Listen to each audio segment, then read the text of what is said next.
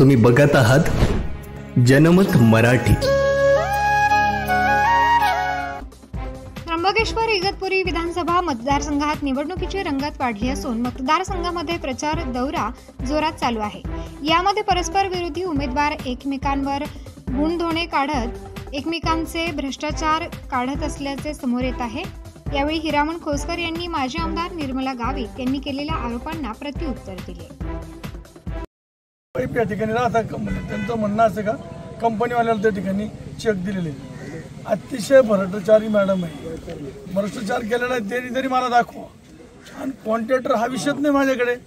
जे कामं आणतो ते कामं टेंडरला जाते, बिलो कामं जाते, बिलो भरतं, कोण काम करतं। मी कुठल्याही कामामध्ये सहभागी घेत नाही। त्यांच्यावानी नाही स्वतःची संस्था स्वतः कॉन्ट्रॅक्टर हे जे काही करतात ते चुकीचं आहे। या ठिकाणी किती बोलले तरी जनता आहे। जनतेचा ते 5 वर्ष मी सकाळी उठून 7:30ला डबा भरतो, संध्याकाळी 10 वाजेपर्यंत जनतेच्या सुखादुखामध्ये आरोग्य सिव्हिल असेल, संदर्भ असेल, मेडिकल कॉलेज असेल, एसीबीटी असेल, सगळं मुंबईला जे असेल, नायर असेल, केएम असेल, जे हॉस्पिटलचं काम करतो 30 वर्षापासून त्याची पावती मला लोकांनी 2019ला दिली। आणि आज 2024ला सुद्धा रोज सुखादुखात आणि विकास मी काही कोणी जात पात धर्म काहीच बघितलं नाही।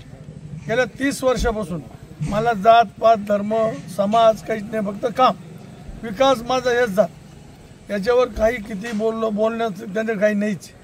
पण जे बोलले 23 तारखेनंतर उपोषण बसून त्यांना जेलमध्ये नाही टाकला तर मी आमदारकीचा राजीनामा। जे काही माझ्यावर आरोप केले मी गप्प होतो, मी गप्प बसलो होतो, चाललं आहे।